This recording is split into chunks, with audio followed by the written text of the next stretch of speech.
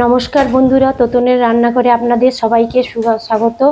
আজকে আমি ভোলা মাছের ঝাল করছি, সেই রেসিপিটা আপনাদের সঙ্গে শেয়ার করছি।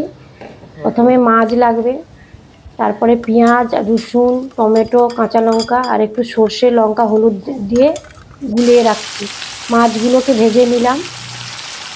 এই যে ভোলা মাছ, খুব খেতে সুন্দর হয়, আপনারা এই পদ্ধতি একবার বানিয়ে দেখবেন।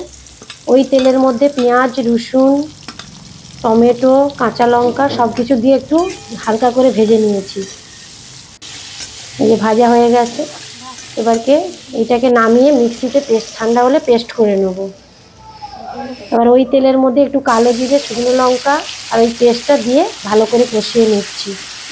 এই যে দেখুন, এটা খুব ভালো খেতে হয়, একবার এইভাবে বানিয়ে দেখবেন। অল্প জল দিয়ে এবার মাছগুলো ছেড়ে দিলাম।